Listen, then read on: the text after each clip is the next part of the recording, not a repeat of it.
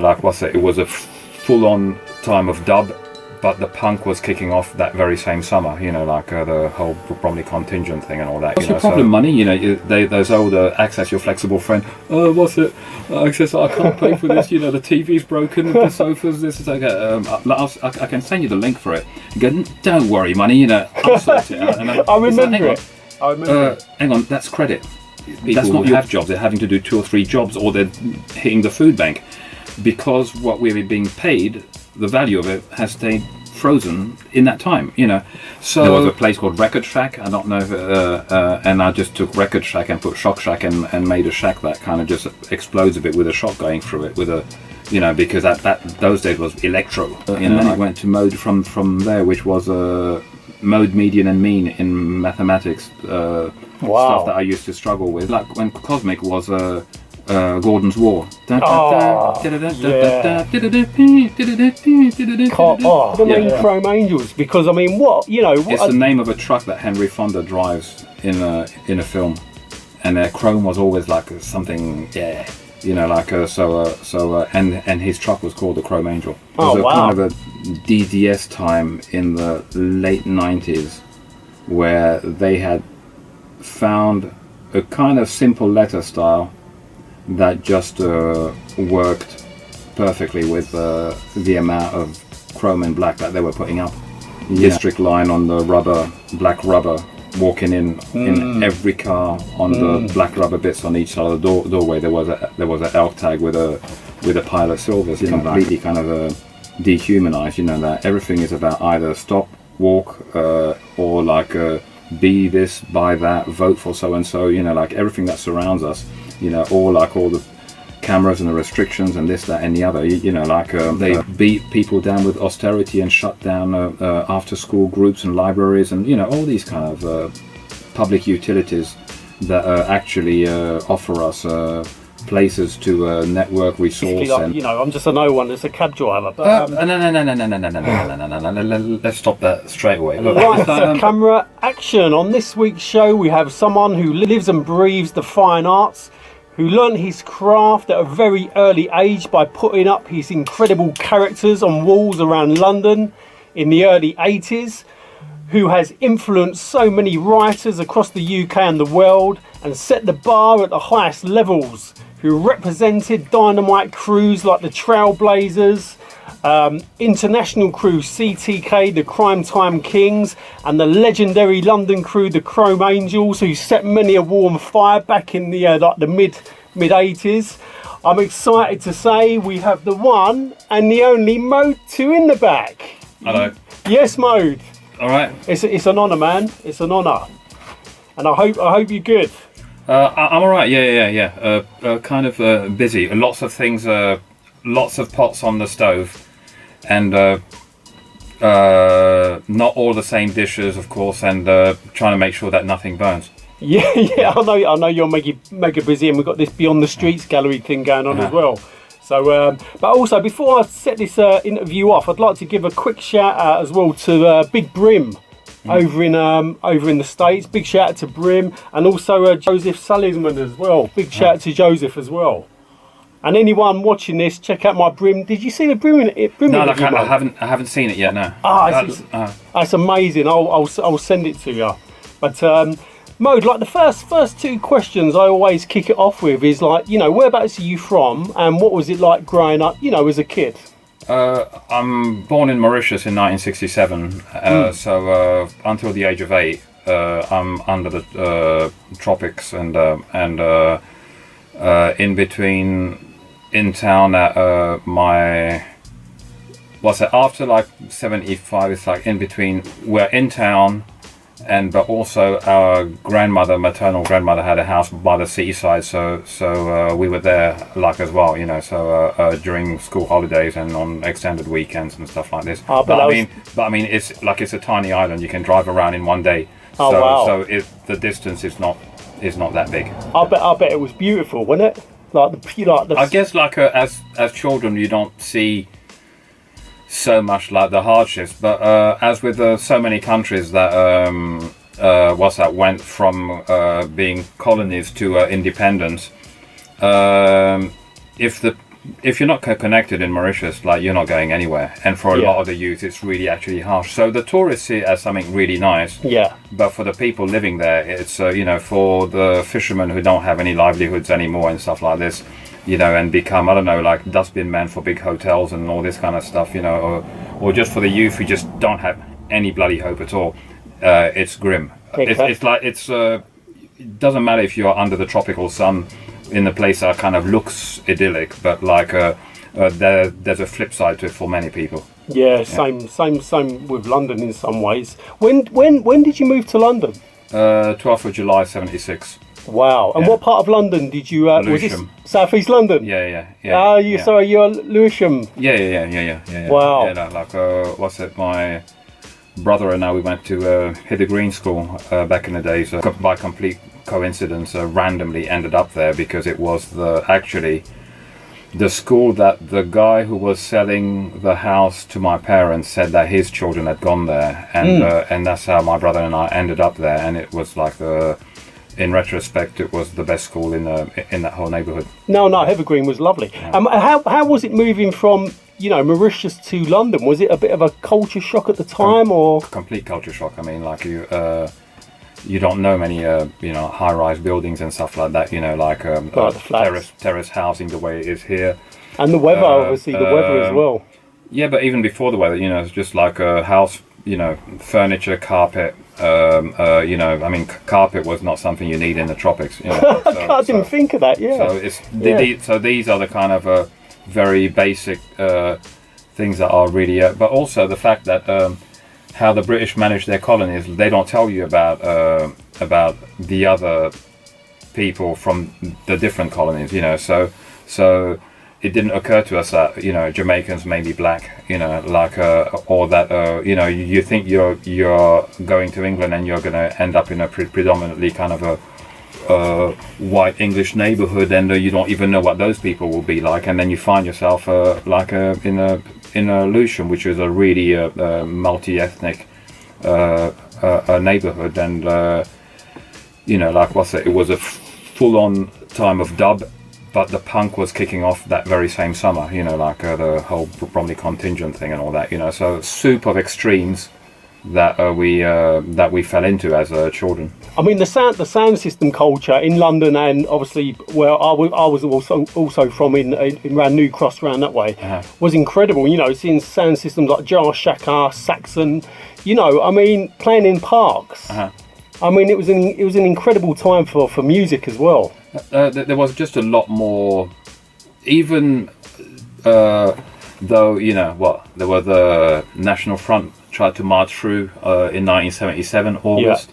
So there was a Battle of Lewisham and stuff like that. And like access to certain jobs and stuff that was really hard for people of Windrush and post Windrush generations and stuff. But people just. There was more margin of manoeuvre, and people improvised their own way of entertaining themselves and carrying on their culture, because no one else was going to do it for them. So whether it was what they called blues parties, one house up but facing us opposite, they'd have a party maybe every month or 2 months, these blues parties where they'd bring the speakers in and stuff, and your windows would be vibrating, It'd be shaking. like a over the whole weekend, especially Friday, but definitely Saturday into Sunday morning. Do you remember Mr. Pink's house as well on Lewisham Way, Lone Pit? Yeah. Mr. Pink. You call him Mr. Pink. Yeah. He was called the guy who had painted his house in loads of different colours. Yeah. He painted all up pastel yellows and reds. Were they pastel always, or did some of these colours fade as they were kind of pastel colours. There's actually a documentary on YouTube. They actually went into his house. A big RIP to Mr. Pink, but he was like a real kind of local you legend. had characters, and people were less scared of affirming their individuality, but not in a, what do you call it, but at the expense of others. You know, it was a, you know what, like, I contribute also something to the community, and I make this nice, colourful. It was like on a corner. It was, on the corner. Yeah. You know, so it's really nice for people just passing by, like on the bus. Like, instead of the drab, repetitive stuff, you know, like you come across this house. Because Mr. Pink, I think, was from Jamaica, and he just wanted to basically brighten up the area, and he put all these kind of terracotta, pots, of beautiful colours and pots and plant pots. Yeah. Every time you drive past as a little kid, you know, like 8 or 9 years old, you're like, look at that beautiful house. I mean, like, what's it? My brother and I used to. 82, 83, we were working with, I was working with Bill Brewer from the Rice Temp and Hobby Shop on Rye Lane, almost up at the other end of a Rye Lane on the right hand side, you know, and he was, you know, like doing selling like lead figurines and war games and you know, soldiers and all this kind of stuff, but like but he was into his also painting kind of fantasy and heroic fantasy figures, and my first job was there. But we take the 36 bus, you know. I mean, like most of the buses, if you're getting kind of into town, or there used to be the comic store in Goldsmiths College, Renegade. I forgot the name of the store. Renegade would know that. Like so we'd go. Like the 36 takes us that way, so you had to go past Mr. Pink's house, you know, whatever happened, you know. And also, I used to hang around on an estate in New Cross Gate called Somerville Adventure, and in that adventure playground there was, like, I'm talking about 1970s, and there was like Spider-Man characters and the Hulk character. And the person, this was a time before the spray can, so they were actually painting it on the wall. As a kid, it was incredible to see. For my brother and myself, we're like because we are very close in age, we just spend most of our time like up in Mountsfield Park, you know, which is goes almost all the way to Catford from the Hither Green. Upper Hither Green Lane area, you know, I mean, that's a huge park, you know, like so you tended to do things in your neighborhood, like apart from gaming or when the hip hop came along, you know, like so if you grew up in New Cross, yeah, of course you'd know that adventure playground, you know, but for us, we already had what we wanted and what we enjoyed in down in southeast London, or we went to with our eldest brother as well. We all went to what used to be Brockley County School, and that is now Prendergast Girls, which was called the Prison on the Hill back then. You know, like on Hilly Fields. You know, Hilly Fields, yeah. That's where Dolby grew up, around Hilly Fields. Really? Yeah, yeah. I didn't know that. And then he moved down to Deptford, New Cross. And my eldest brother, he had a friend called Mick Sullivan who used to live on Vida Road, which goes down on the other side of Hilly Fields.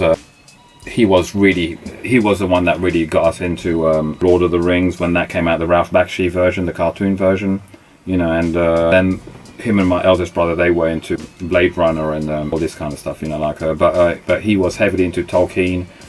They repainted us at the map of Beleriand, I think, like, with enamel paints, you know, like on the bedroom wall, you know, all types of, you know, and through him, like, we also, I also joined the Tolkien Society and stuff like that. Wow. I don't know, I posted a story not so long ago about the Valiant Trooper on Goode Street, which is now called something completely different.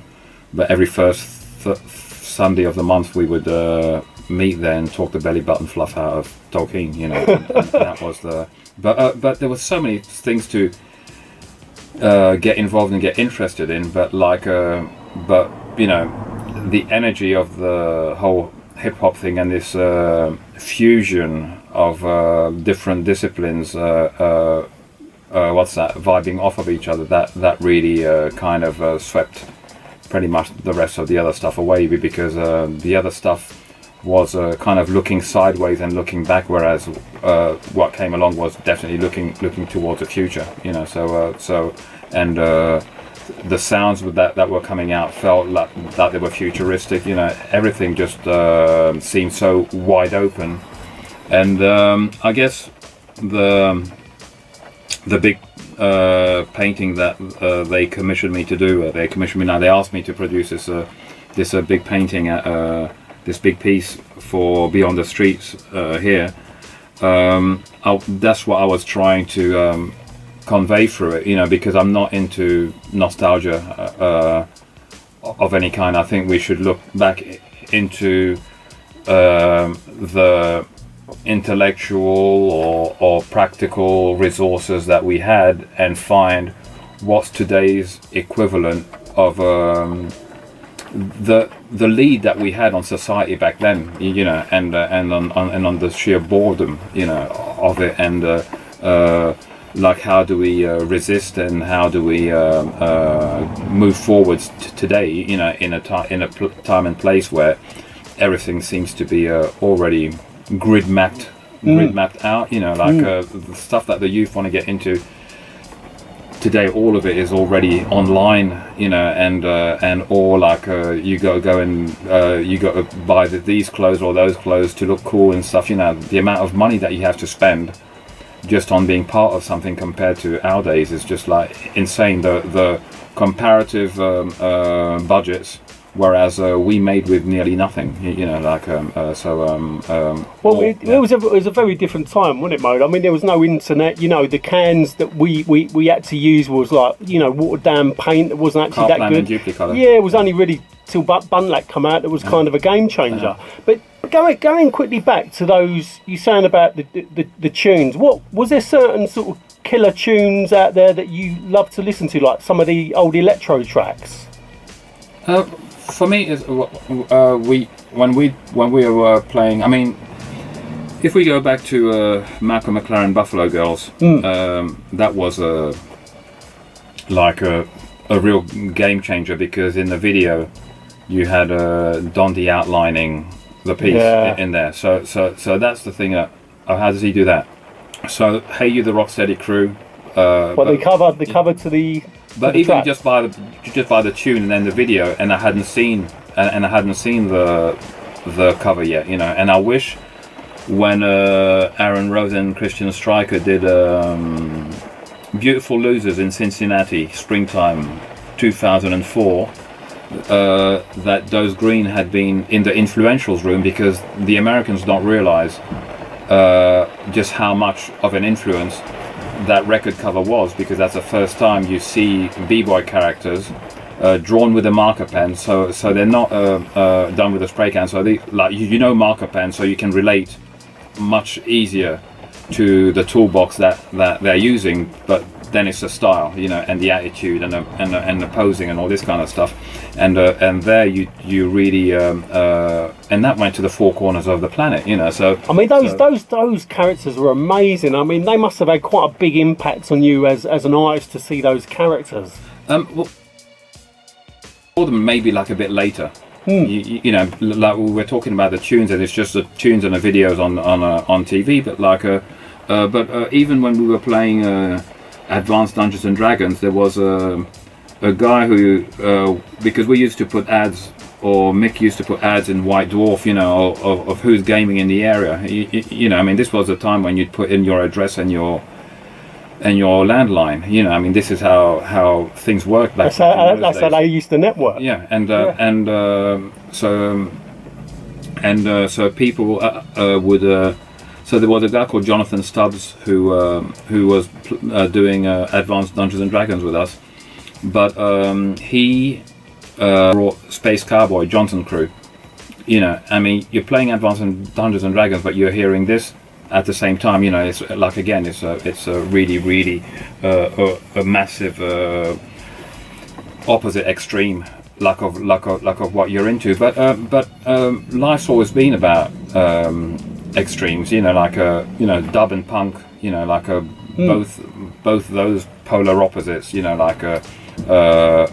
culturally, and but where they find some kind of common ground, and I'm attracted by the opposite extreme and what and everything that lies in between to get to that, but this in no way means that you lift your foot up from your own roots, so one foot stays very firmly rooted in ground. in Mauritius in 1967, where I'm born, and the childhood that I had, like there and in southeast London, but the other foot tries to stretch like as far as possible, and I was saying even before this thing, we try to stretch the front foot beyond the visible horizon, so we don't aim just for what we see. We imagine what must be behind, and that gives us more of a pull than if we just go for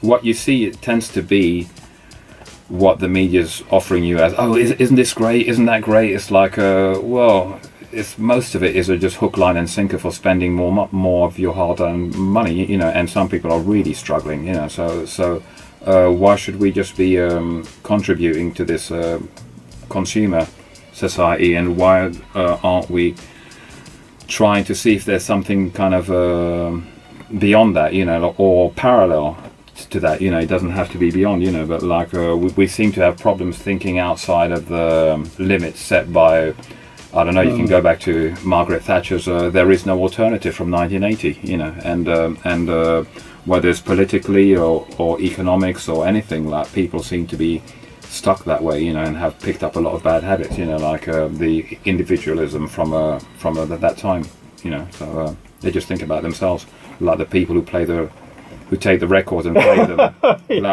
Because I told you that on the way up. Yeah, no, I know, I couldn't believe that. I spent a bit of time yesterday, and just now while I was waiting for you, there's this Trash Records, this record store that's being built in the exhibition, and so you can take records from the shelves there, from the crates, and play them, but like people just like take them, play them, and just leave them there. So don't put them back in the sleeve. No, they don't put them back in the sleeve. They don't put them back in the sleeve. They don't put them back where they found them.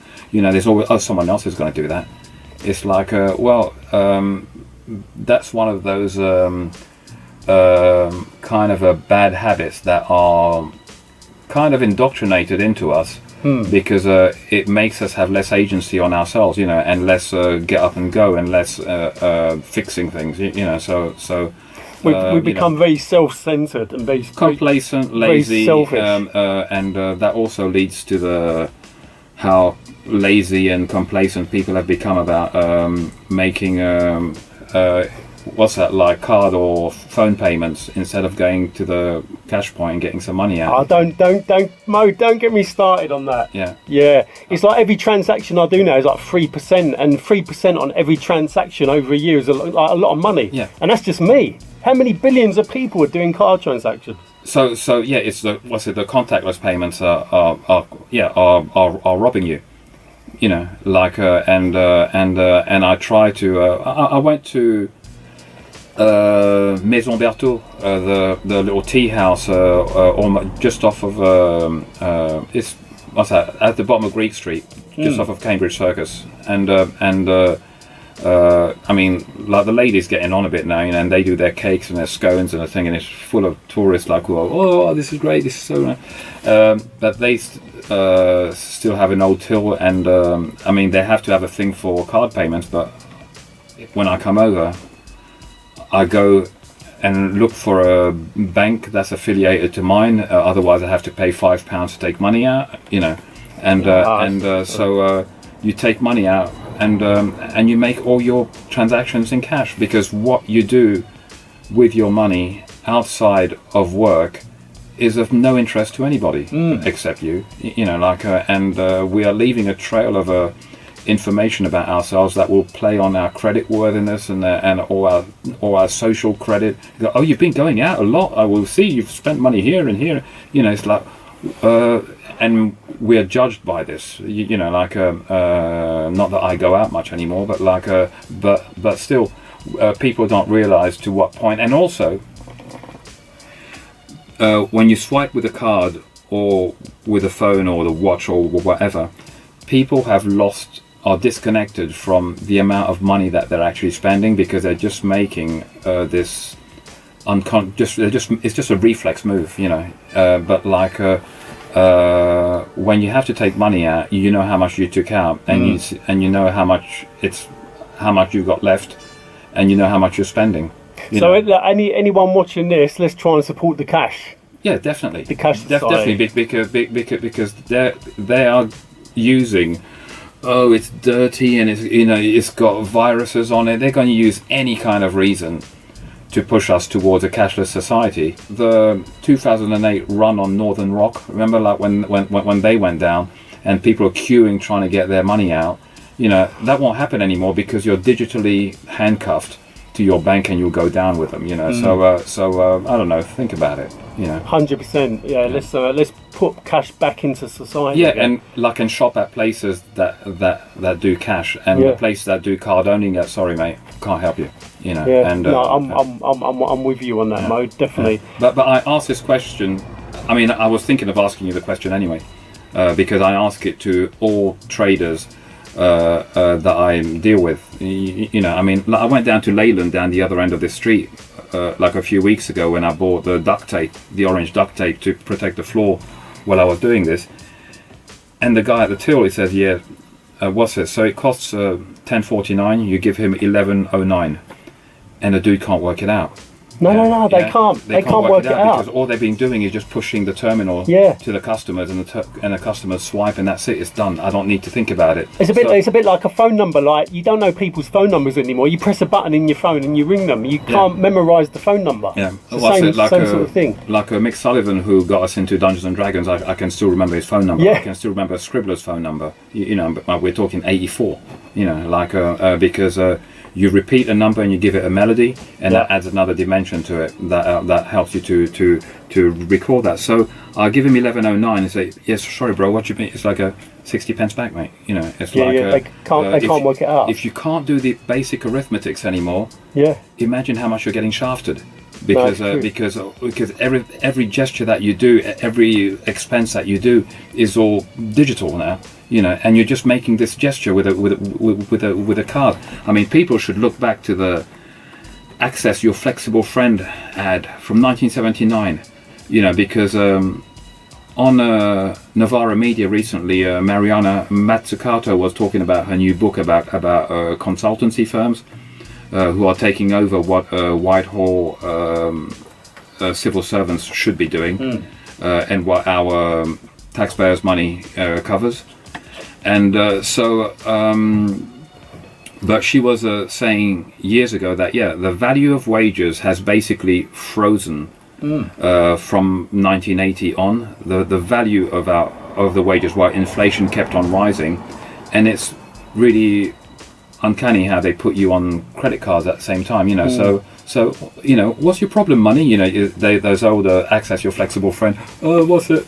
Access, I can't pay for this. The TV's broken, the sofa's this. It's like I can send you the link for it. And go, don't worry, money. I'll sort it out. And I remember it. Hang on, that's credit. That's not your money. You're indebting yourself, and you go, "Oh, what's it? Yeah, I put the telly on." And go, "What's on?" And go, "Oh, the money program. Remember that? You remember the money program? It was a Sunday." So, but let's try and keep cash back into society. Yeah, but really, but try and work back to the fact that people have been turned technically into indentured labourers or slaves, because the amount of debt that you've racked up, you've sold off weeks, months, and some even years of work already. Before you break even, and so kind of, if you can get a job, and even many people who have jobs, they're having to do 2 or 3 jobs, or they're hitting the food bank, because what we're being paid, the value of it has stayed frozen in that time. So. I don't know. It's only shareholders and CEOs who seem to be having, shareholders, that they're like the drone pilots of the economic system that we work with, because they don't care. They just want a return on their investment, no matter what the collateral damage is, in sweatshops somewhere, environmentally somewhere, whatever. I'm disconnected from it. The people are disconnected from the records there. that they're, oh, I love the music, you know, I play the record and just leave it there and just pile them up and they get scratched. You know, it's like another issue. A lot of people don't understand how much it costs to put the show on, you know, because just on the shipping costs alone for artwork from loads of different places, it's just insane. Must be millions. It's in the high hundreds of thousands, so you know, they need to somehow like break even at some point.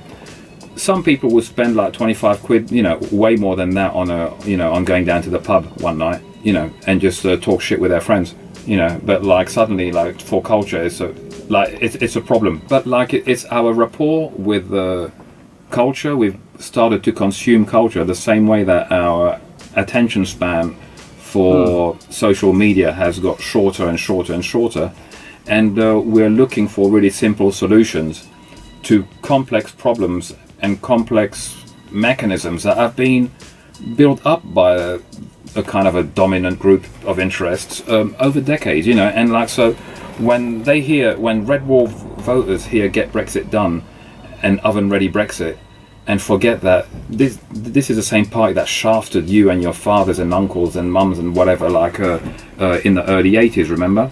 Yeah, like I mean, like who outsourced all the industries and didn't invest in anything to replace it? You know, there was no any re-education schemes for, oh, let's maybe develop some alternative to that, you know. So whole small towns that were linked to factories or shipyards or coal mines and cities, even, you know, like they all went down, and the whole traditions and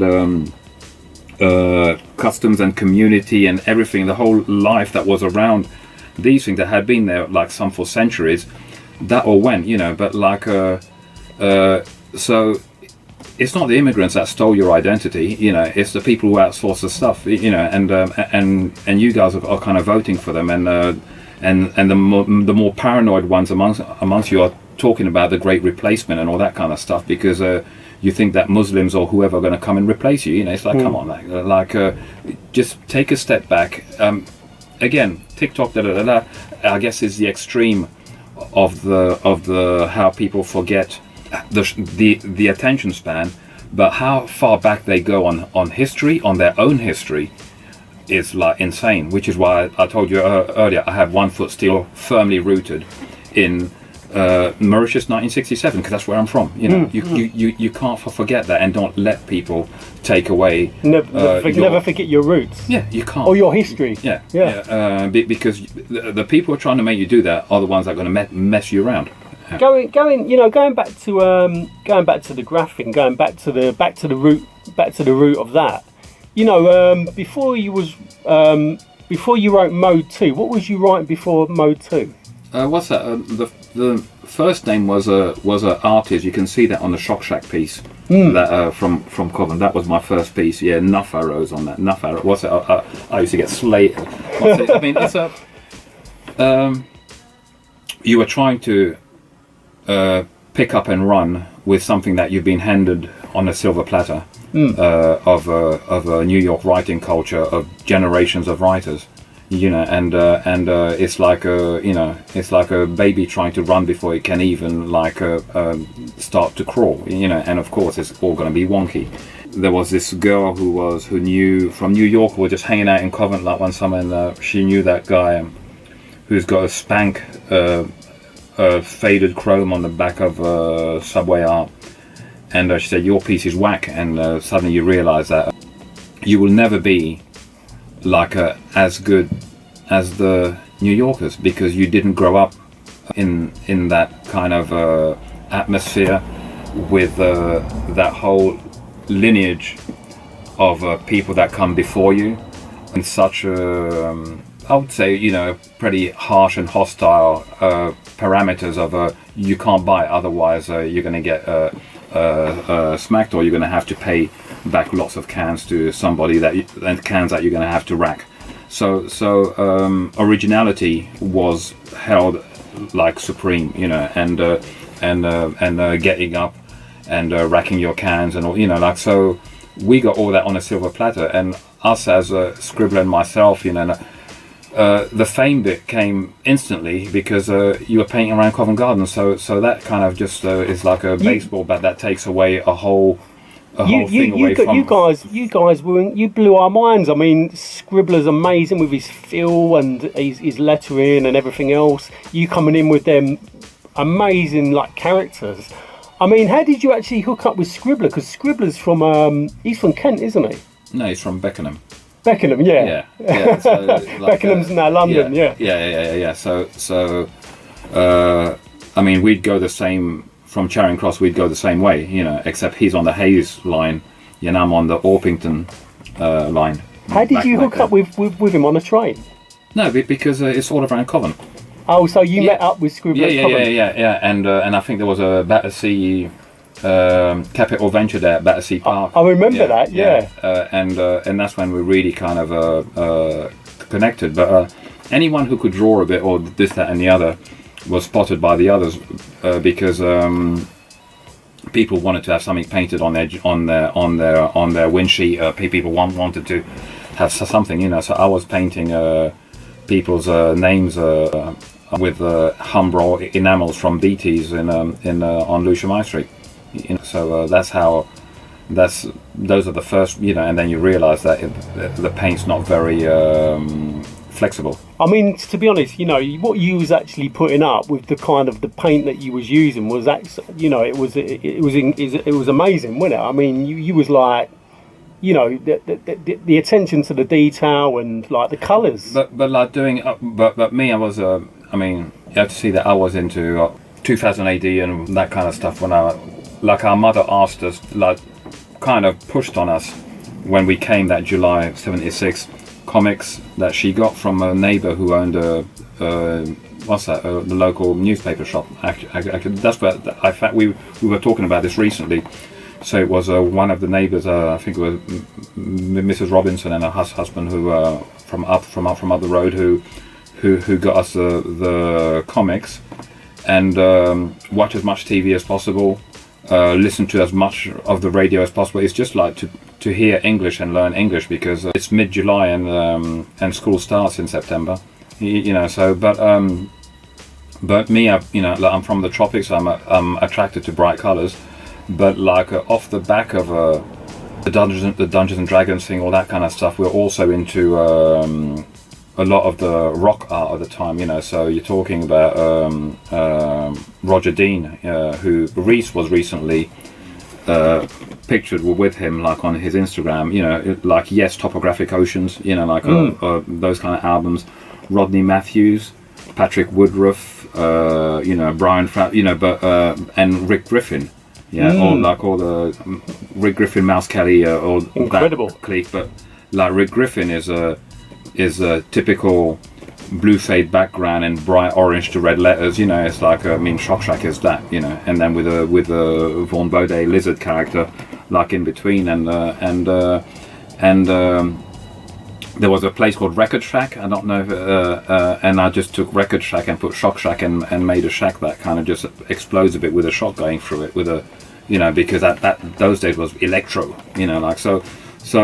I mean, it really is, when you think about it, such basic cuisine, you know, just making with what you have around you. And I was saying on the F24 podcast, like there was what's his name, Peter Tosh, you know, when he said, like, yeah, in the ghetto we learned to be creative with mathematics. We took 0 and 0 and made 1, you know, and that's it was DIY, you know, like all the way, make use of what available resources you have, even if it's necessary, and use your imagination and your ingenuity to try and make things, you know, and rather than waiting for ready-made. So much crap that we have today has already been ready-made and like programmed for us, you know. It's like, so it's we are relegating our own brains to a kind of we're on pilot, like, you know, like we've become passive and super active on consumer thing and running after idealized examples of what a success story is, you know. Like when it comes down to it, you know, like I don't want to be the poster boy of a system that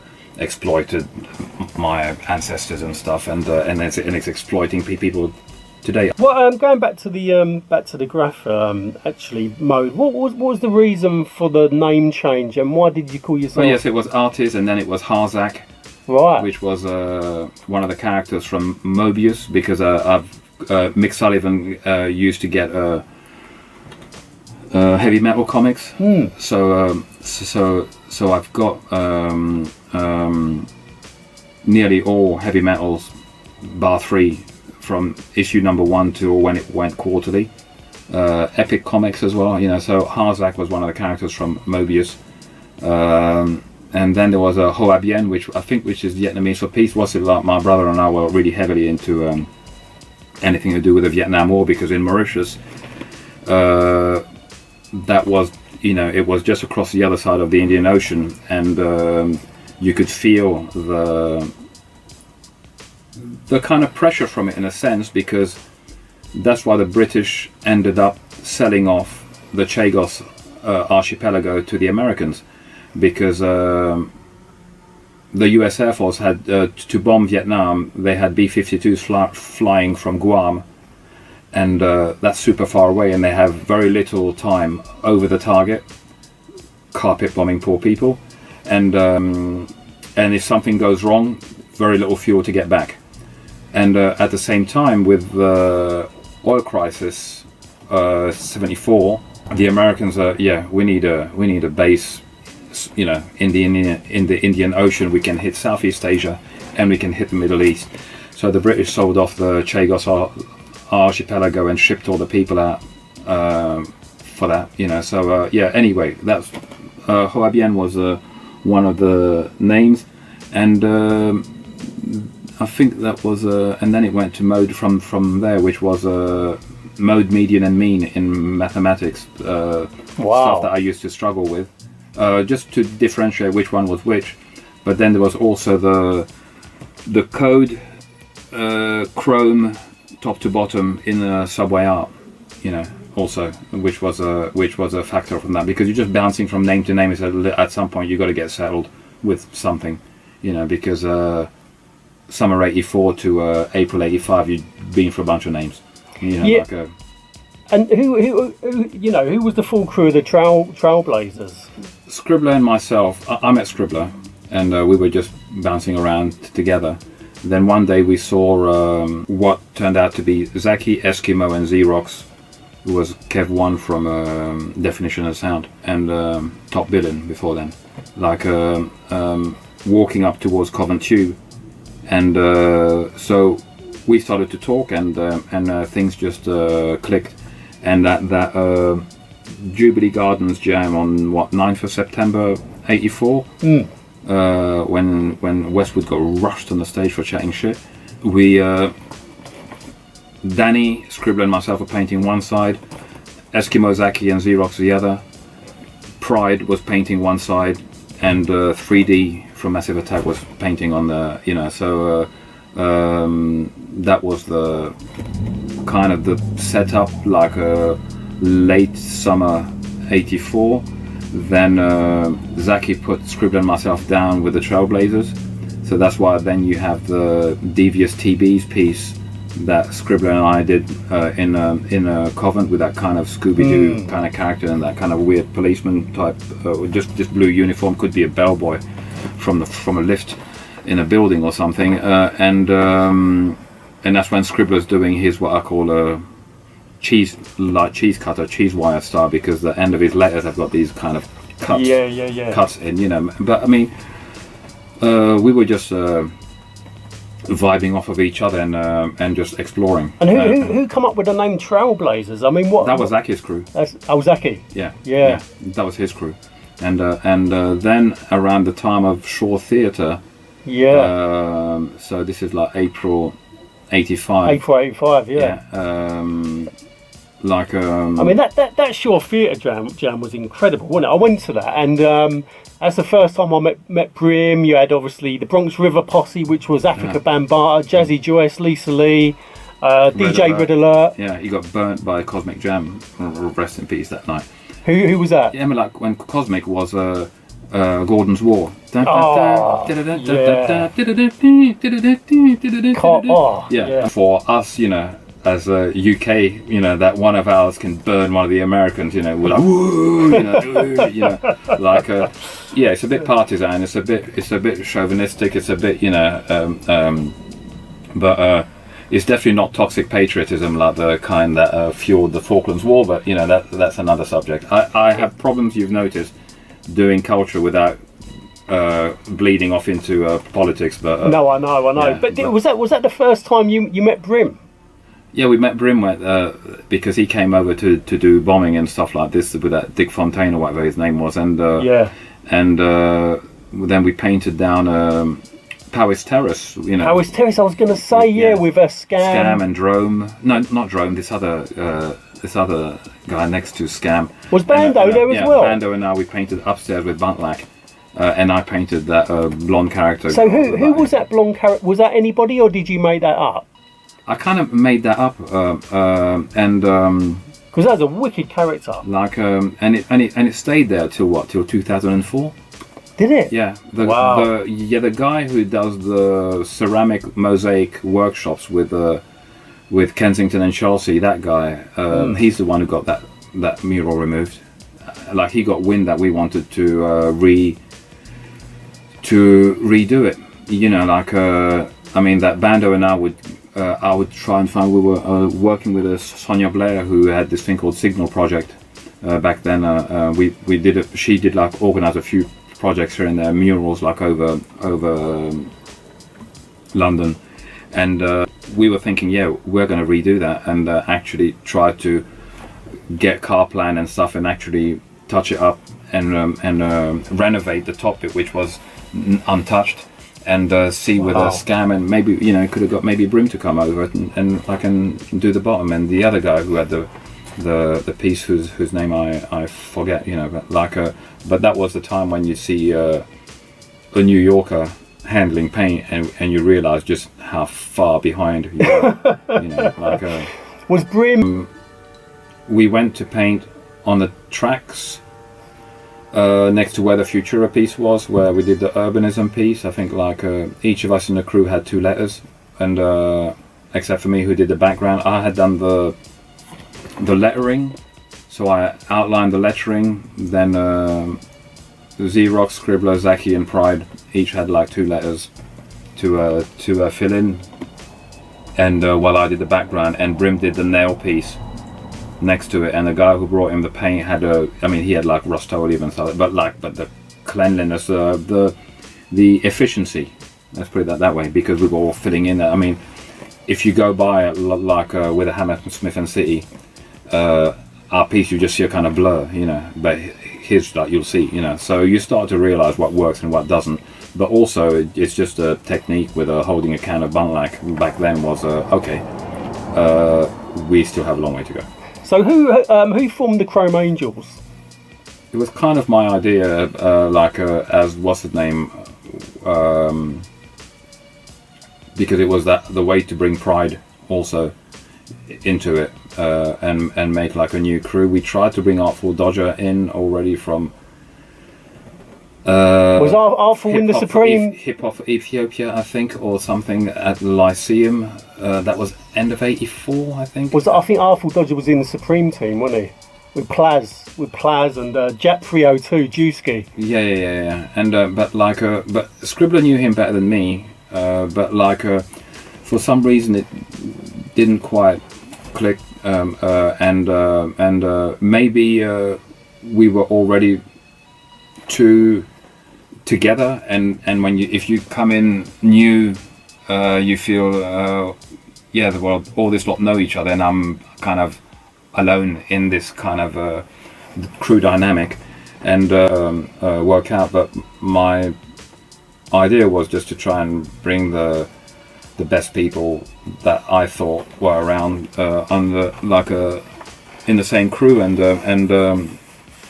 but I was the youngest one even back then, so and we would inspire and influence one another without any beginning to look like a copy of one of the others, so it was the alchemy for that was optimal. And you know, you guys were setting the bar. I mean, so many people. Yeah, but like again, it's the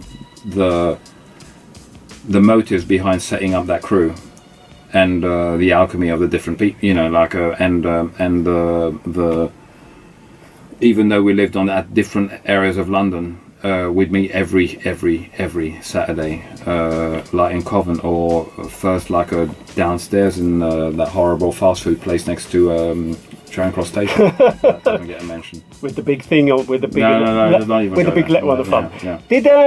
How did you come up with the name Chrome Angels? Because I mean, it's the name of a truck that Henry Fonda drives in a film, and I really like the chrome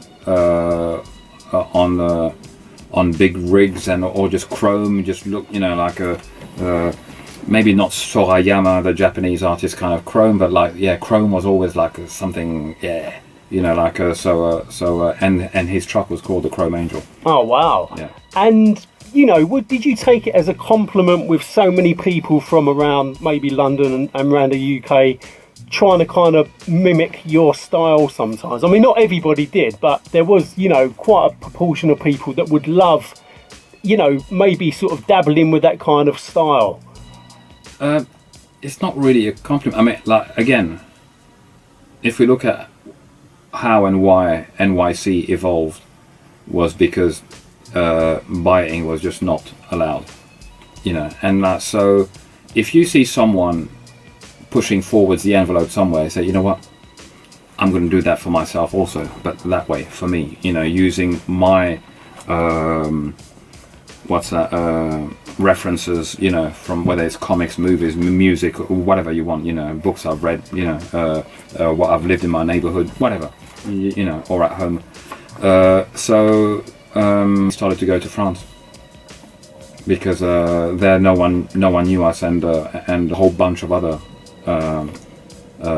whether it's like a BBC crew, Jay Ash and Ski, or Lokis, or whoever, from around there. And was it Bando that brought you over to France and say, look, come out here? Bando came over in maybe September '84, looking for where the competition is, looking for I'm going to burn them, I'm going to burn them, and we just saw that. Did the Crime Time Kings already exist? No, it was Bomb Squad 2. Bomb Squad 2, yeah.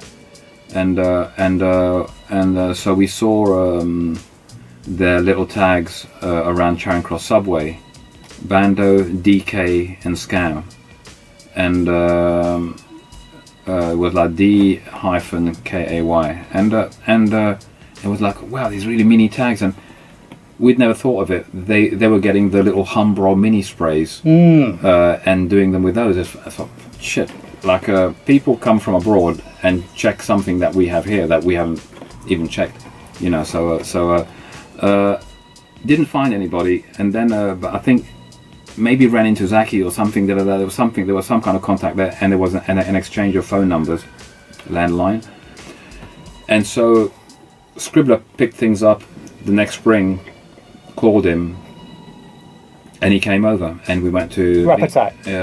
We went. It was just independent of that. We went to meet him down in Covent one day. And there's this guy there looking like he's down with the Ramones or something. Like was him. But the it's an amazing crew. What he set up. Who was the full members of that crew, and where was they from? I mean, was they like literally it was Bando and a French guy called Stéphane, who then went on to write Coldblow, who's had so many names, it's ridiculous. You can get Steph 2, DK, Design, whatever. It's just way too many names. Never happy with his names. And a big black guy from New Jersey called Scam, SCAM, also Rhett Clark. And when we did, it was again kind of whittled down again to only the most prolific in style and and that's how we complete chance. Shu just happened to be going through town with Jan and Jazz that time, this mid-July 1985, and so we saw their pieces on the opposite bank from ours, from our big collective piece, voluntary defacing of public property. It was. We waited for them to come back the next day, and yeah, they were coming along to take photos of the pieces in when the sun is in the right place, and so that's how we hooked up with Amsterdam and so on, you know. But Shoe had been formed by Dondi, so you know, like what's that? Go find yourself like a teacher on par with that, you know, a mentor on par with that, you know. Good luck. Yeah, I mean, Dondi was an absolute, you know, an absolute don. I mean, you know, what incredible style. When you see them, you know, them pieces he put up on trains, that was absolutely incredible for what them artists were doing in New York at that time. Putting these, like, you know, beautiful pieces of art on these massive trains in the kind of situation it was full of electric. You know, it was very dangerous. You know, it was like, and what they was doing. Yeah, for most part in low light, or on elevated tracks where if you fall, you're gone. Yeah. And squeezed in between like two cars with hardly any distance to kind of really check the proportions of what you're doing. You know, like that's why I don't really like big murals and stuff like this. I don't actually like them. You know, I don't like anything that rises high, because I mean, the only one of the rare people who could exploit that thing was Banksy with his projector. That I think he had one that plugged into the cigarette lighter or something. I don't know. I don't know how it was, but like just off of Oxford Street where he painted. I think there was a. I don't know whether that was like the big rat piece with but like a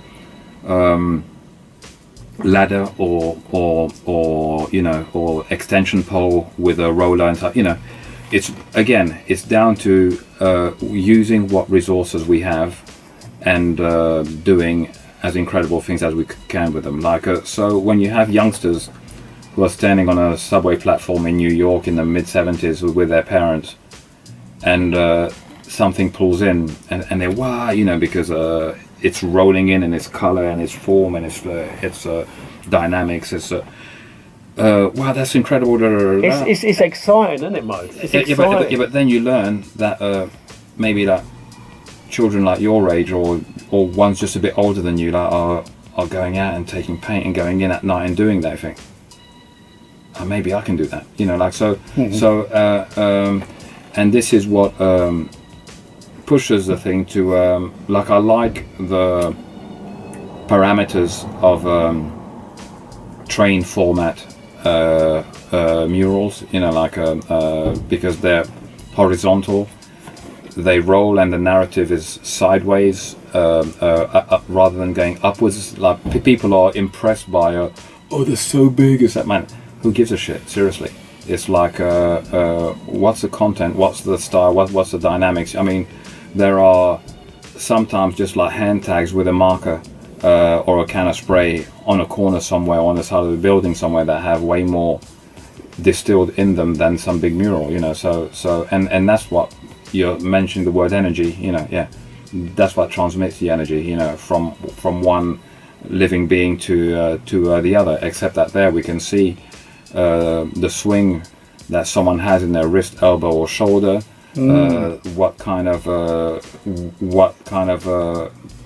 markers or spray paint they like, whether it was fat cap, you know, everything is their sense of rhythm, dynamics, everything is distilled like into this one short act, like dancing, you know, which is an instantaneous art form, you know, like dancing. As you're dancing, the move is done and gone, you know, as it's being executed, you know. And there are parallels between that and tags that are really. When Mo, do you know when you're painting, are you kind of?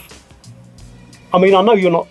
You're kind of like dancing. You know, are you using your elbows, your wrist action, and you know, are you kind of dancing with the creative elements? What's that like? I mean, there's also foot movement on the ground, such that you're always optimally placed to execute like a certain move. You know, like, wow. Because depending on whether you're left or right-handed, that's going to play. What are you? Are you left or right? Right-handed. You're right. You know, like if you're doing a circle, if you're doing a straight line horizontally or vertically, you know, all these things. I mean, it's like martial arts. You know, you know. Because martial arts, once again, is like an art form, isn't it? Especially when you're doing your what do you call it? Kata. Yeah. I mean, like I have a real admiration for the kind of level of discipline that it takes for people to have been doing that from an early age on, and the ones that realize that it's yeah, they can totally kick your ass, but it's more a spiritual thing for them, and something about discovery of self and surpassing of self than it is of beating up other people. You know, like I mean, like so you don't even have to. But it's like when you do your form. When you do your form, like, you know, it's like a dance. It's like, you know, you're getting lost in it. Our culture is a dovetailing and layering. I mean, of music, like I said before, you know, music, spoken word, written word, visual art, and dancing, and that's where. You know, and then, you know, you have all the reference points that everyone, you know, whether, like I said, the comics, the films, or the books they read, whatever they've been into all their life, like painting lead figurines, like my brother and I, and that those are the kind of the spices and the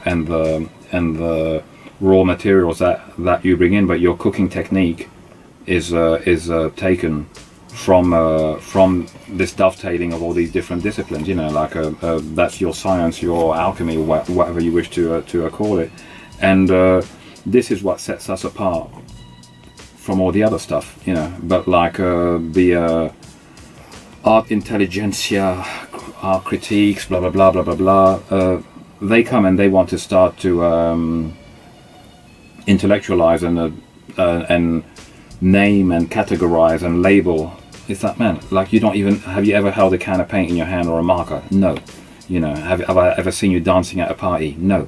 So, you know, like, what you on about? You know, like, they have absolutely no legitimacy, not a foot to stand on to talk about us. But when this thing becomes when it's trending, then they want to be in on it as well, you know. So and then they want to actually start shaping it to their own agenda, you know. I mean, for me, it's a form of colonialism, like what's always been done, you know, like taking over cultures, people, and stuff like that to your own mainly economic advantage. You know, what can I get out of this? But also, if this culture is actually putting into question your whole system, then you need to neutralize it, because it's a danger, you know. And that's why I'm all about culture. 100%. And without a shadow of a doubt, you don't want to be a culture vulture. Do you know what I mean? But this is a participative culture, you know. It's like we take active part in it. I don't care what you do, you know, and even if you actually have another job and you're not the best rapper, the best this, the best that, you know, I don't care, you know. But when you're in a party, like you're getting down, you know, or some people are outside of their regular job, like they're going out and piecing and tagging up, you know, like whatever they're into, like and it's this having some kind of notion that I mean, for me, it's where these different disciplines meet and intersect, that you have this kind of synergy and this new alchemy and energy, that because I can see which New York writers were more influenced from the Rick Griffin school and all the, you know, more of the rock thing, you know, and which ones are more influenced from, you know, what was beginning to happen with the dancing and the music and stuff, you know. Even though I hate to use that HIP word. You know. Well, going back to hand styles. Did you love like hand style? Did you like the style of it all and the flow of it all? And you know, are we talking about tags or tags? Yeah. Because someone's personality is there. You know, we all talk differently, so we all tag differently. Generations of tagging and experimenting with the alphabet in New York has had kind of and everyone pulling the envelope their way had kind of found which forms are the most efficient. You know, like at some point there are certain kind of optimal rhythms going on there, and which was going to kind of happen. You know, but still, you still got to try to add your own flavour, your own style, your own style to it, and also, you know, all the different pens that you could use, the different colours. You know, I remember getting like a Pentel or Edding 850 or whatever it was, and putting a bit of red ink on, so you get like a two-tone, like a red and black tag on it. I mean, it looked amazing. I mean, like for the people who are, I mean, you know, like in Paris, it was shoe polish in a squeezy thing. Baran, you know, I mean, people tried to work with whatever they could steal to write their names. When the authorities were going to clean it, they were going to clean it whatever happened, so it didn't matter what you did it with, how long lasting, you know. But at the same time, you know, when you used what's that, Berol, I think, Flowmaster, you know, like you know, like certain inks bled more into metals and other surfaces and existing painted surfaces, and were really impossible to remove, so had to be painted over, you know, or the surface had to be kind of burnished again, you know. But I think this is almost specifically something for the people who are really out getting their name up, you know, and maybe at a certain time when there were so many people writing that you had to have this I've got blue black or red black, you know, to stand out from the others, you know. So I mean, there was some incredible tags out there. I mean, some wicked styles, you know, of tagging and you know, lettering. You know, would you like walk around and then you'd notice a tag and think, yeah, he's got a lot of style? What's it? You do that all the time. You still do it? I mean, it's not yet you're walking around looking for it. It's on your daily walks. What's it like? You come across tags, and it's your subjective feel of whether that kind of swing is your kind of music or not. You know, visually. You know, like that's. But I mean, like the kind of there was a kind of a DDS time in the late 90s where they had found a kind of simple letter style that just worked perfectly with the amount of chrome and black that they were putting up, you know, like again, I think you need to find a system that's efficient, you know. So anytime you'd go from Paddington and across towards Hammersmith, westwards from Paddington, you know, like you would be blasted by all that, you know, or also the elk as well at the time, you know, like so, and that was also on that District and Piccadilly, you know, going westwards, you know, down the side of a building, like super high up, you know, like or in the middle of the side of the building, super high up, you know, like, or on District line on the black rubber, walking in every car on the black rubber bits on each side of the doorway. There was an elk tag with a Pilot Silvers, you know, like I mean, hey, you got put in the hours and the risks. So 100%, because I drive around now and I've been noticing the past few years, you know, there's a few riders. One's called Helch, and there's another guy called 10 Foot. And you know, these guys are putting up, you know, big old sort of huge tags with spray, like in places where nobody else could possibly reach. I mean, you know, they must be hanging off buildings with like, you know, with like ropes or something, because like some of their reaches. But how on earth did he get up there? I don't know. Like, so, like again, you know, it's the you know, between that and watching Dondi outlining buffalo, like it's magic. You know, I want to do that. You know, but it's like a for me, I think it's almost on an existential, a vital, a spiritual level for some people, because if they don't do it, I don't know if they're going to function.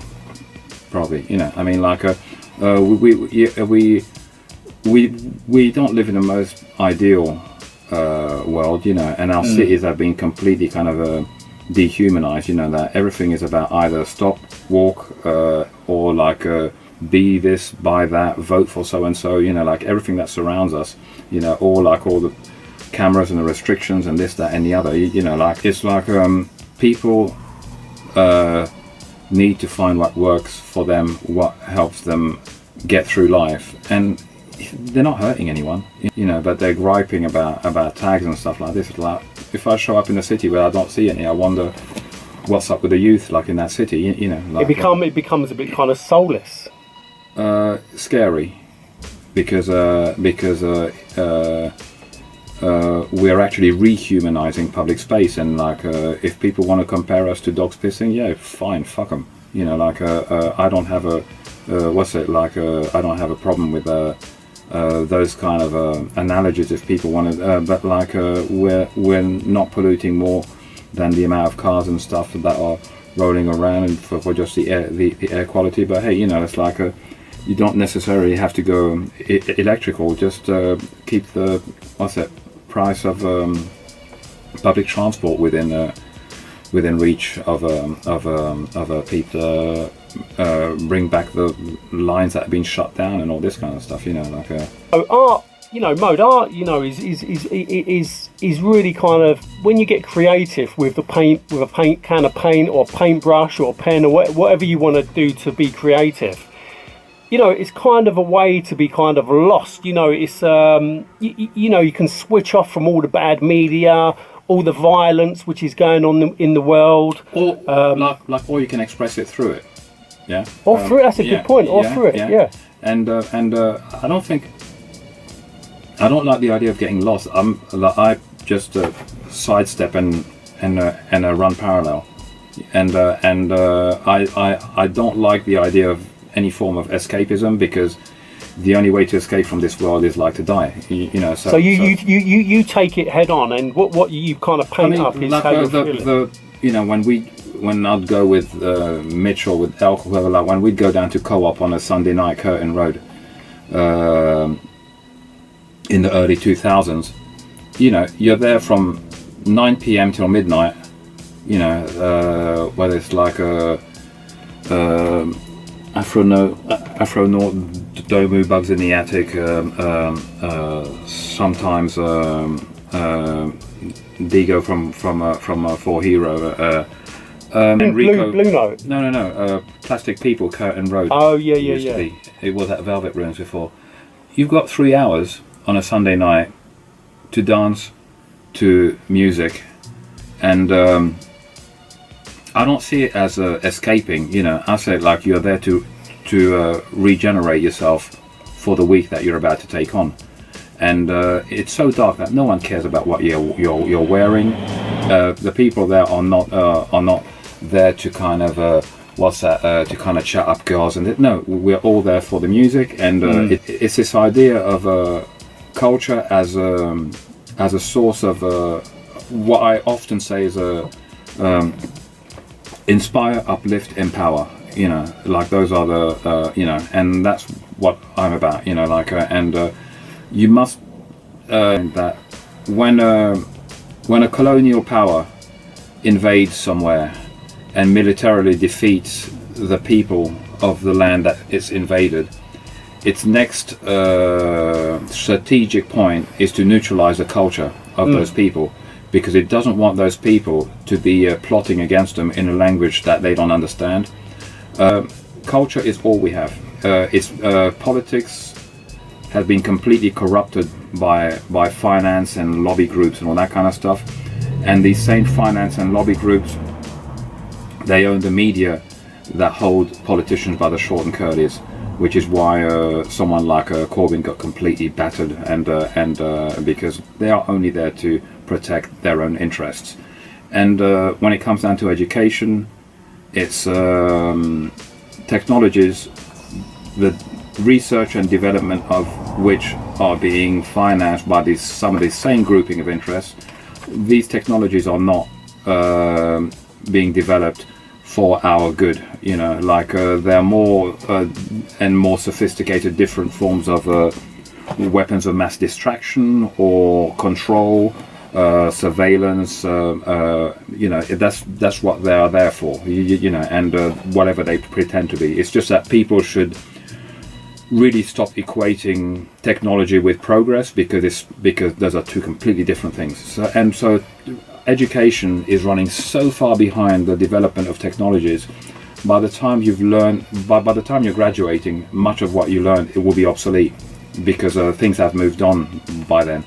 So culture is the only playground, the only space where we still have room for movement, room to be able to bridge gaps with people that might not even like us, that might even be against us, but they might like your cuisine, they might like that tune, da, da, da, da. Yeah, but you don't like those people.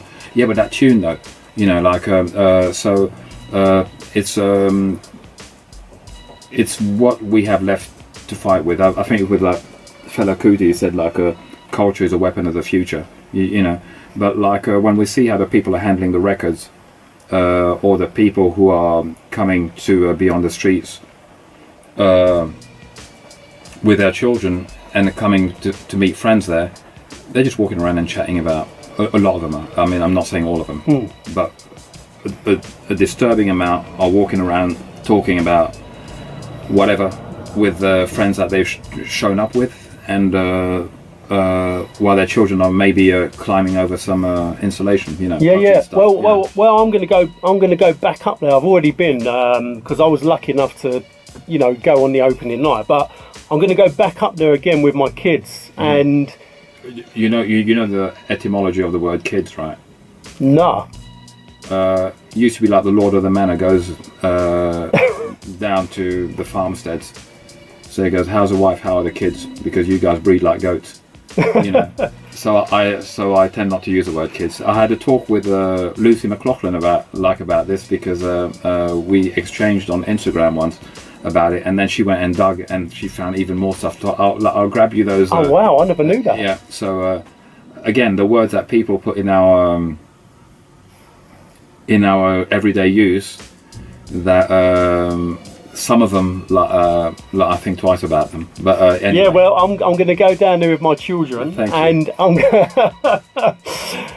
to, you know, because I'm trying to bring my children up like with this culture of hip hop, and it's good culture, you know. This hip hop movement, you know, is so special, really. You know, it kind of really. It has always been the toolbox.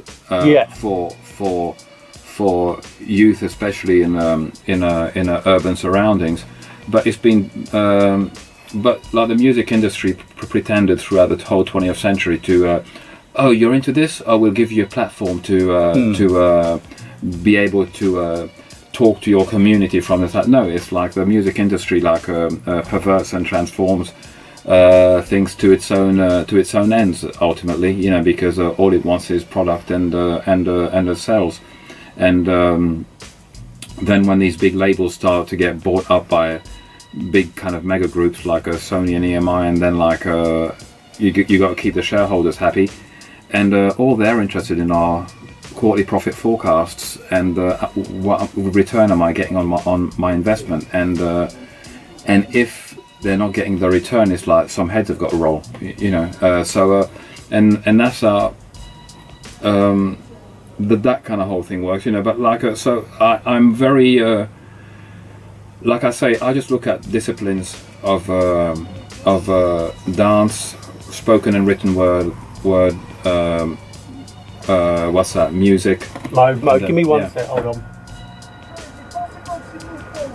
Yeah, that's right.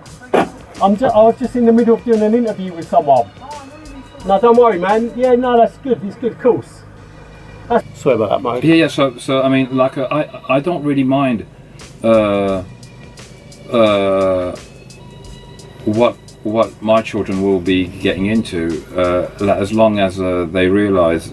But you know, I kind of explain to them what my brother and I, you know, like how we grew up and stuff. I'm fully aware that they're growing up in a completely different world from what we grew up in, and they, you know, like we had landlines, you know, and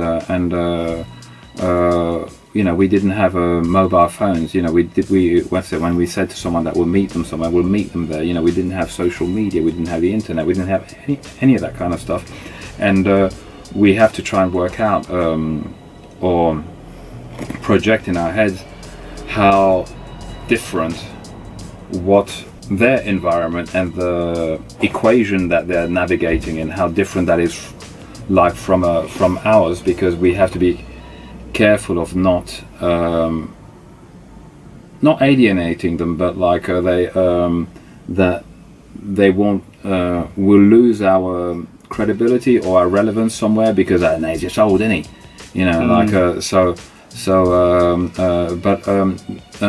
it's when you start to make them check that, you see what's happening now, that's just the same thing that happened like 20 years ago there, and when it, you know, and you make them understand the patterns of how cycles go around, especially with the consumption of culture, and when people used to be able to, you know, how do you try to explain to your child that you know what, like Bandcamp is better than Spotify because they get a better deal with the musicians on that if you actually really like them, you know, like stuff like this. You know, it's really tricky to understand these kind of subtleties, you know, like it's a bit like, you know, explain to people between card payments and cash payments, you know, so we try how we can. I raise my children like in a way that completely unaware of who I am, because I don't want any of the hype crap mythology to pollute their growing up, you know, like I bet your father's this, isn't he, or that. It's like, no, I don't want to have anything to do with that. They should have as normal a childhood as they can without knowing about what their father's done, until they get to an age where you can kind of break it down to them when they've already kind of grown up and they know, well, that's my dad is like this, you know, and then you start to add things on. So, oh, you did that? Oh, yeah, I did that too. Yeah, and I did that, and I did that. You know, but you've seen all these years, like I'm just your dad, like Mr. Normal. You know, like. So you're basically keeping them grounded. You're keeping them on the level. I think it's probably healthier than in this day and age where it's all about hype and followers and all this kind of crap. You know, I don't want that to become some kind of currency. And how many likes you've got, or yeah, I mean, like, but they're not on social media anyway. Yeah, well, I said to you earlier, mine. I banned mine from TikTok. I mean, like, there's Instagram, you know, like if there's not TikTok, you know, but like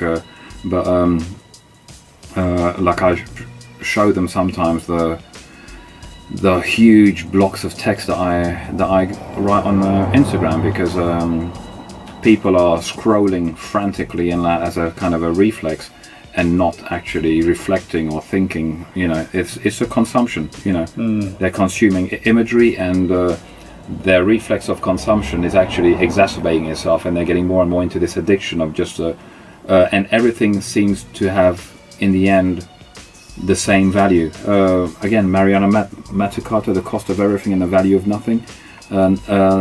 There's no sense of discernment between things of quality and just hyped up crap, you know, like but like things are pushed that way, because then you can't make the difference between you know, often ready Brexit and you know, and free broadband, which someone else was trying to push through, but like, they're laughable, you know.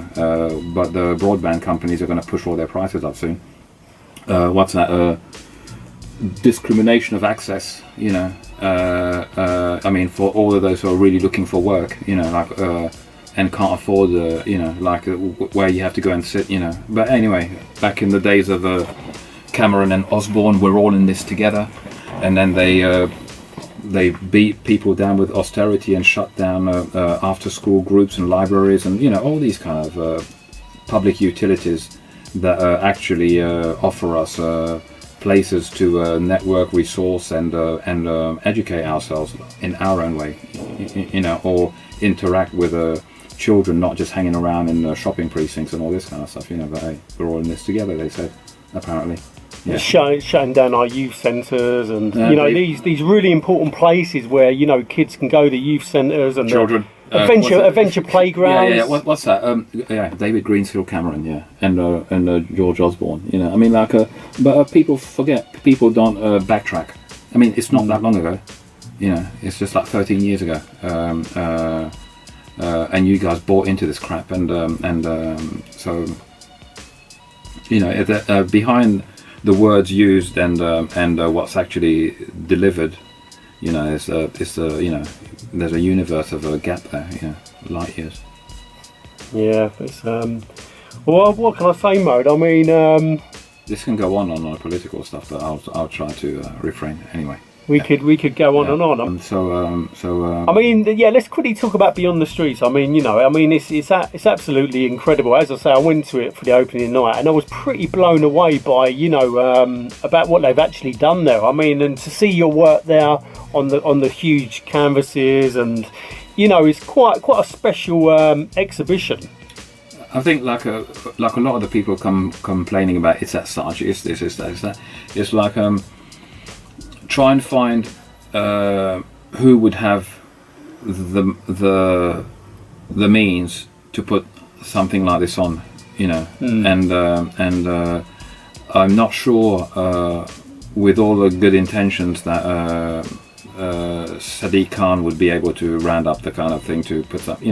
We have to roll with what we can. We have to work out which and in culture it's a question of asymmetrical warfare, as it were. It's like you have to see which cultural battlegrounds are to your advantage. A bit like Agincourt, where big French horses with heavy knights on got mired in the mud in a kind of a bottleneck and got battered with a longbowmen, and then the foot soldiers came in and finished them off. You have to or I don't know, IEDs in all these different conflict zones that poor soldiers kind of ended up in. You have to work out. People are going on about culture wars and this and that, but it's like what platforms do we use to get our messages across? Where are people talking about the fact that with regards to one of the paintings upstairs, when in the Bundestag in Germany they were talking about vaccinating children in schools without the parents' consent while the parents were at work. But this is as good a place as any to talk about. But are people paying attention? I just, for me, again, culture is the only place that we have to be able to get our messages, things that are important to us, over and across. And so I use certain events and I completely boycott other events. Like there was one in Paris like last September or October that I completely boycotted because the people organising have got nothing to do with us, and they're the ones who jumped on the scene in the kind of just post Banksy, post Shepard Fairey figurative splurge of the early 2000s, 2002, 2003, and we didn't know these people around before, but they only get interested when there's money to be made or when they can use it to make themselves look somehow important, a bit like the journalist who coined trip hop, and put a label on Massive Attack and Portishead and whoever. It's like, no, it's Massive Attack and Portishead. Don't call it trip hop, because then you kind of pigeonhole it, and even in the public's approach to it, they're now approaching it for a certain thing. That's why I have problems with the term hip hop now, because I find it so reductive. You know, it doesn't represent the sum of its parts, and for all the amount of time that it's been around and all that it's given to so many people, it's just not up to it. You know, but a show like this, there are loads of people. If you did that, I don't know, something similar or smaller at Truman Brewery or something, maybe they wouldn't have gone. But because it's here at Saatchi, so there's another audience coming. I'm not pandering to their whims, but at least like they're seeing us, you know, like they're seeing Tox and 10-Foot and Todd James, you know, and Futura. I mean, like the Futura backdrop for 9 gigs of the Clash. That you know, that huge canvas backdrop, Futura done. I think it was in 1980, 81 at the Clash concert. Was that in France? It's 9 dates in France and the UK. But he painted that, and I can't believe the original canvas to that show is actually at the exhibition. I think like that blew me away. I was like, I think what blew me even more away was just that there's only like 2.5 inches downstairs and upstairs, and it fits perfectly snugly into the ceiling height of the venue. You know, it almost looks as if it was made for it. You know, like, and I've been talking to the owner of it after that. You know, and it's just like really interesting to meet kind of honest and culture-loving people who are all about bridging gaps in a society that's being more and more polarized, and having people like kind of set up against one another and stuff like this. You know, but like, no, this is a really, really worthwhile show, and just even Toby Mott's collection of punk posters and stuff. I'm not really hot on the rave bit. That wasn't my scene at all. But like from the beginning bit, like up to about there, I mean, like it's got stuff about miners' strike and there's just so much, and it's you realise how little has actually changed, how much the struggle is still going on, but you realise how up in your face people were about telling it like it is back then, and not taking any shit. But it's just that they had even less resources, and today it's I ask myself whether much of this has been kind of co-opted by the system, and like you think that you're doing something that's going to change stuff, but actually you're further empowering like the system that perpetuates this stuff, you know. So it's I mean, you really have to be able to weigh up have I got 51% and then 49% in this, and the show and everything is feels that it has more, you know, for an audience who've never seen that kind of stuff, and would never have gone to see that kind of stuff if it was somewhere else. Plus it's very mixed up with the photography. I don't know, Jeanette Beckman and Sophie Bramley, you know, like you know, and then like there's from Lady Pink, you know, and you know, and Charlie Ahern from obviously from the film Wildstar. I mean, he's got that thing on the wall with the loads of like old original flyers, which were, you know, they wasn't the original flyers, but there's a picture of them of them flyers with the guy who owned the flyers on the I think it's like the UK sort of timeline sort of wall. I mean, it was just, yeah, it was great, and you had all the Beastie Boys section in there with their handwritten lyrics, and you know what Roger's done. I think him and his team, you know, have done a great job. I mean, like it's a bit of to and fro between the way they wish to pitch it and the shows that the Saatchi Gallery usually do, you know. So the educational side of it with the sometimes quite hefty blocks of text was going to have to be necessary at some point, because the public knows so little about it, you know, and are relying on sources of information which are not really who've got their own axe to grind in this, you know, or pseudo bloggers and journalists who just want to make themselves look good, you know. It's like yeah, you know. And another great thing with the exhibition was actually where they sell the merchandise, all them books and, you know, all those records and, you know, on sale. I mean, I was blown away. And this book was actually fantastic. Roger's given me like a copy of that, so I'm going to get into it when I can. But I've come over to bring wedges so as to try and close the gaps between the canvases of the big quadriptych there, and I've got to see Ross Allen about an interview for his radio show that he wanted to do, you know. So Ross, yeah, that's funny because I grew up with Ross when we was kids. Yeah, like so I've got I've got the stuff. And I'll get into it later, but like, yeah, it's just going to be like a mad week of just meeting people and talking about culture, you know, and how we kind of move forwards, together. It's an incredible exhibition. Mode, actually, while you're in the back, I've actually got a little gift for you. It means a lot to me. It's an original program from the Rap Attack show from April 1985. It's the original program. It's slightly ripped, but I don't know if you've got a copy of it or not. No, but this is the original. You can have that. It's like 38 years old, and that is the original Rap Attack program. If you grab a hold of that, I mean, that's the original. Wow!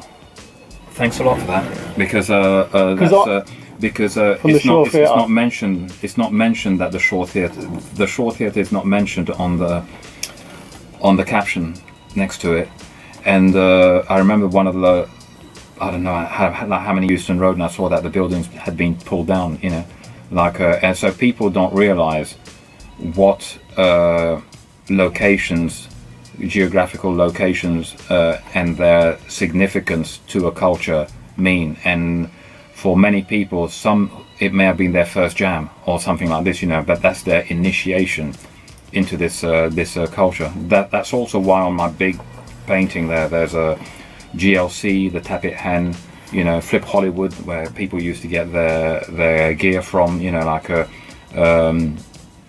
the Africa Centre when it used to be on King Street or Kingley Street, so there are many locations that have disappeared, but I'm not nostalgic at all about it, you know, and like I say, I don't live in the past, but I live with it, you know, and the mention of them, it's as if you can tap into the energy of a certain time, the enthusiasm, the optimism, the wide open horizons, and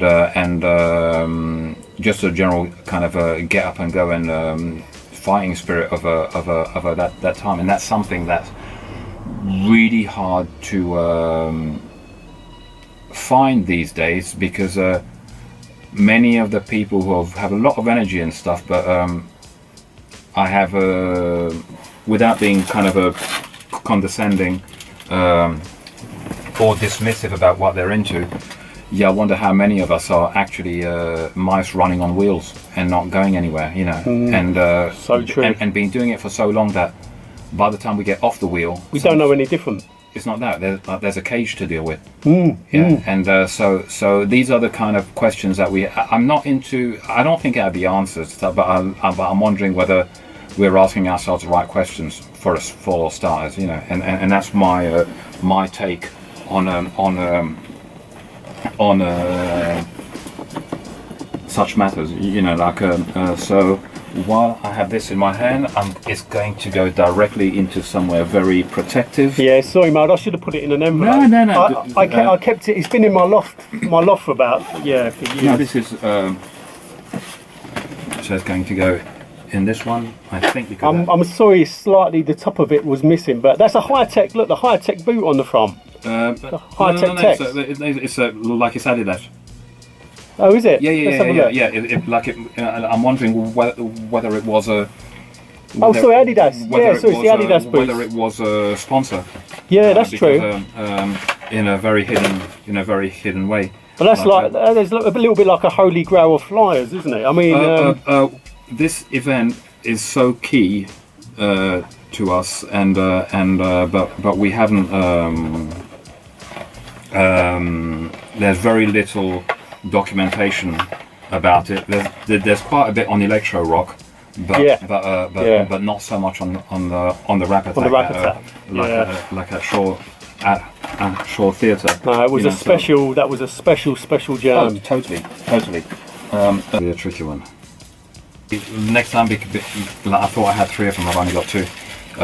It's the book that I did that for Lazaridis. Like, what you got one of those? No, I haven't actually. Why have you? I'll grab one off you next time you come to London. We'll hook up. Yeah, because what's it like? I just grabbed this at the thing, and I've already got. But now that you give me something, I feel a bit more. No. Listen, don't be so silly. I don't want anything at all. It was just. Honestly, it was just a gift. Yeah, but it's a bit more than a gift, though, isn't it? No, I know, but listen, I was blown away that even you wanted to do this interview with me in the cab. So because I'm basically like, I'm just a no one. It's a cab driver. But, no. Let's stop that straight away. Look, it's like, when people ask me, what's it? Are you an artist? I said, no, I'm a painter, an illustrator, and I tell them it's like a joiner, plumber, electrician. It doesn't matter what field you're in. Trust me, it doesn't matter who they are. If they got a flooding from a burst pipe, or they're gonna hope that the best plumber is gonna come and fix it. Or if they've got doors that are not shutting properly. If you got if your curtain rail's got a problem. In every these are all the trades that were kind of looked down on during those early Thatcher years, when it was like everyone's going to go into white collar, into the services. This country stopped making stuff except money, and a lot of it dirty money, and that's what drove salaries ridiculously high and drove up the average salaries when it was actually a tiny minority were milking it, but they drove up the cost of living for everyone else. So when a city can't afford to house people that are from the trades, it stops functioning as a city. When teachers, nurses, even police, who we don't always have the best rapport with, when these these infrastructure components of the functioning of a city can't afford to live here anymore, we don't have a city. So I don't. There was a guy that I spoke with on the steps on the Friday after, and it's just I really have a problem since Spray Can Art with the gap that people put, the chasm that people sometimes put between myself and them. I'm just a regular guy from southeast London who was born in Mauritius, and I just pulled my finger out and just tried to do my thing and just here, look what I did, and I was doing it for my own pleasure, of course, but here I did this. What can you do? But in a healthy kind of back and forth. Of course, we were competitive, but for the kind of more egging each other on, for the common good, rather than I'm better than you. There's a traffic warden coming. I've always been about that and bridge building and closing that gap, because when you deal a lot with some people that think they know you or have listened to all the hype and the legends and this and that, you're talking to them, but you get the feeling that what you're saying to them is being filtered already through the image that they've built of you. So I'm talking to you here and now, and I hope you're kind of catching me as me myself trying to talk to you here and now. Like I said, it's a participative culture, and and even though that big painting is of Pride and Danny, Zaki on the other side, Sipo, I had to put him in there. Yeah, rest in peace, Sipo. And then I called up. I was trying to contact Siggy on Instagram, and trying to get see whether, because I remember Sahara and her dancing one afternoon. Like in Covent Garden on the main place there. And because it wasn't all boys, when you think of, I don't know, like Moni Love and people like this, or Cookie Crew and so on, it wasn't all boys. And but the whole thing about that time was, it's not just us, it's everyone else that was around. All the different characters. Everyone made it. That were. Everyone made it. It's a participative culture, and our future, if we actually want to change things, is going to be a massive collective effort, and people should really stop with this looking for anyone to lead the way for them, because everyone's going to have to kind of lead themselves. As Rap's New Generation, 1987, like that tune from the classical too. What's that? No kings nor queens, just souls and crews. So us as individuals and crews, how we can cooperate and work together, and to move things forwards. So we need to build unity, because they're putting too many barriers in our way to basically divide us, and we need to unite. Yeah, but what's it like? People just need to check, again. But what they're using are these models of what success is, of what individual. I mean, it's like Norman Tebbit. What did I do? I got on my bike, but it's like Thatcher's children and grandchildren. Whatever a lot of people might say about. I don't like that. I don't like them. You know what? You're subconsciously reproducing, or you're subconsciously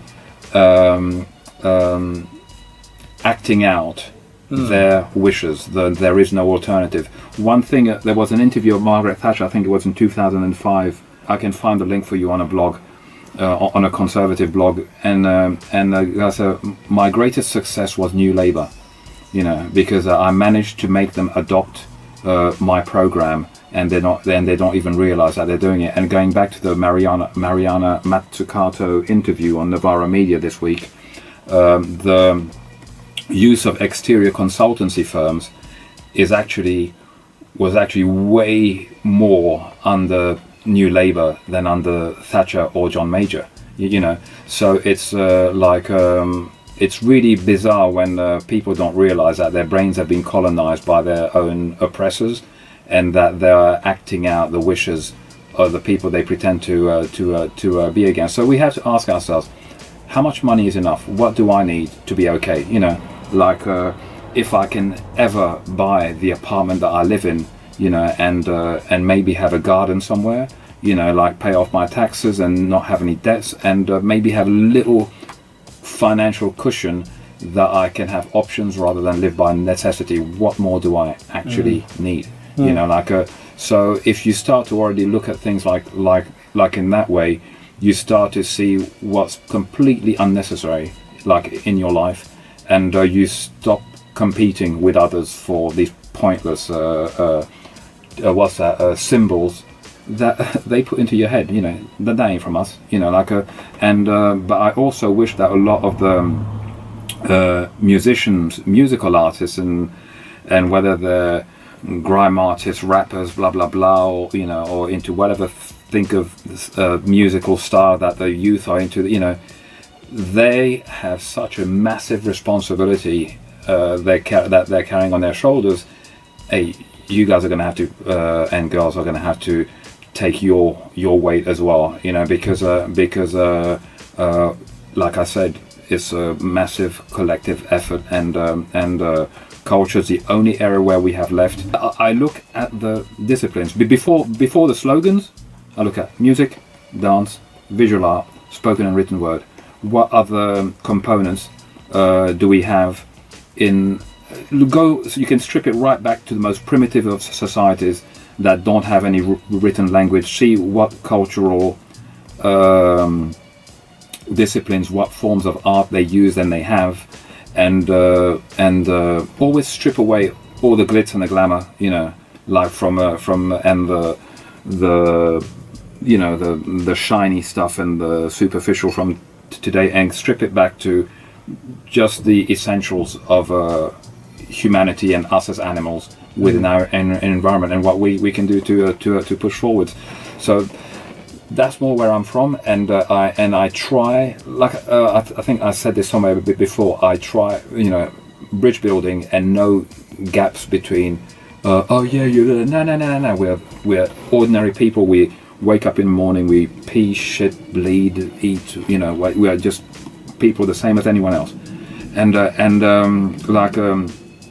The problem has always been when all the types of civil rights movements and or the Black Panther Party, when when COINTELPRO finds that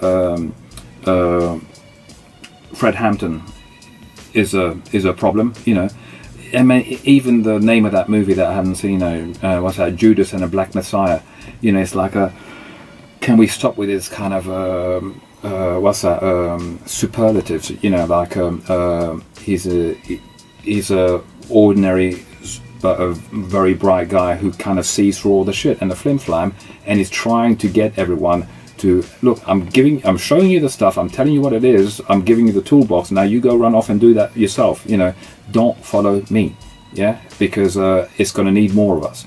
Yeah, so a lot more of us. It's going to need all of us. You know, and the same thing with did Martin Luther King's dream die with him? You know, because you know, who's picked up, you know, like from that kind of stuff, you know, like you know, all the people who killed Malcolm X, you know, or the idiots that killed Maurice Bishop in Grenada in '83, you know, like it's you know, or the Blaise Compaoré who betrayed Thomas Sankara in Burkina Faso in 1987, you know. But it's also really actually useful to look at colonial systems, because there we learn how we're getting shafted everywhere in the world, especially since globalization, you know, because globalization, same way that the internet pretended that it's going to make communication much easier between all of us. We can communicate, each of us from our little corner. We can share so much. No, it's like it got taken over and is a funnel and a channel for us to be disinformed and distracted, you know, and taken like a this way and that, you know, and the information you're looking for, depending on what internet history you have and what electronic payments you have, the actual information is going to be the 10th or 11th page. You know, it's in there, but all the stuff is prioritized by the algorithms in a certain hierarchy, that the information you do need is way further down, but your attention span is too short to actually access it in time. You know, so we're being trapped by our own bad habits, you know, and we really have to check ourselves and remember that all of us ordinary people can also be extraordinary, you know, if we actually wish things to be so that way, you know. And so I don't know. That's why, like, I went from that thing that you said really on about that. It's like, it's normal. I know this is reaching out to a lot of people. So if there's yet another platform, just like Beyond the Streets is a platform, you know, like give me a soapbox and I'll open my big mouth, you know, and that's it. But I don't pretend to have the answers, but I'm wondering whether we're asking ourselves the right questions, you know, and I throw in like references that I know and tell you a bit about myself, how I did it for me. But like everyone's got the bits that must work out their own mechanics of how it works out for them, you know. So that's pretty much that's probably not it, because I can talk to the cows come home. But, but anyway, that's about it for now. Mode, we'll have to do a part 2 at some stage.